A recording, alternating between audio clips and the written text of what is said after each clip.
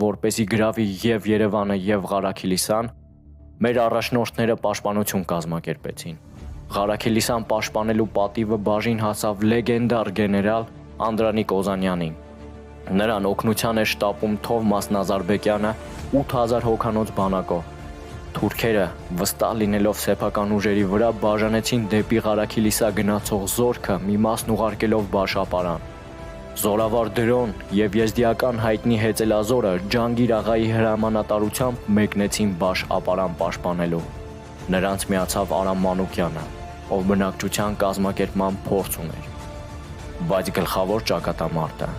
մեզ սպասում էր Սարդարապատի մոտ։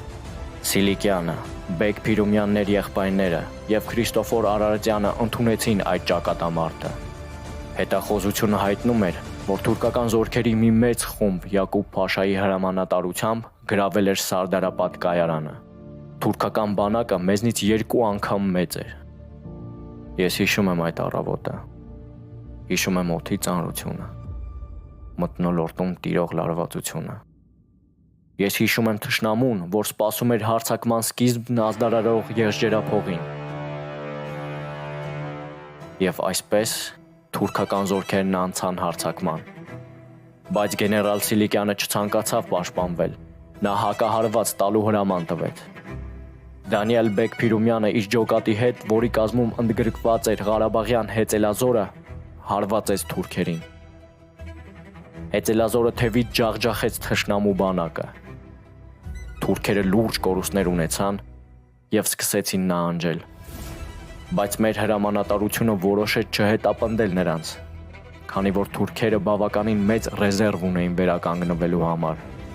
Մենք սկսեցինք պատրաստվել նոր հարձակման։ 1 օր անց թշնամին կրկին կանգնեց մեր առջև։ Ավելի շատ էին, քան նախորդ անգամ։ Նրանք երազում էին որքան հնարավոր է արագ ավարտել այդ գրոհը։ Ցանկանում էին հաշվեհարդար տեսնել մեզ հետ։ Գեներալ Սիլիկյանը զգաց նրանց կույր կատաղությունը եւ որոշեց օգտվել դրանից, հրաման տալով նահանջել։ Թշնամին խայծը կուլ տվեց։ Նրանց դարանակալած սպասում էին Արարատյանի թնդանոթները։ Հրետանային կրակը ծածկել էր թշնամու բանակը, իսկ հետևակը ոչնչացրեց ողջ մնացածներին։ Թշնամու ոգին ընկած էր։ Նա հսկայական կորուստներ էր կրել։ Մեր պաշտպանությունը փայլուն էր։ Թուրքերը նահանջեցին, դիրքեր գրավեցին բլուրների վրա, դնելով գնդացրային խորշերը։ 2 օր չկարողացանք ճեղքել նրանց պաշտպանությունը։ Մեր հրամանատարները գնահատելով ռիսկը, ստեղծեցին հատուկ ջոկատ գնդացիրներն չեզոքացնելու համար։ Ես էլ մտա այդ ջոկատի մեջ։ Մենք մեր գործն արեցինք եւ գեներալը կարողացավ 2-րդ Ղարաբաղյան գունդը հաջակցության դրոյի ուղարկել Բաշապարան,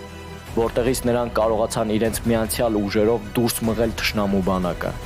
Թուրք սպարապետ Էսեդ Փաշան իր զինվորների հետ նահանջեց Համամլու։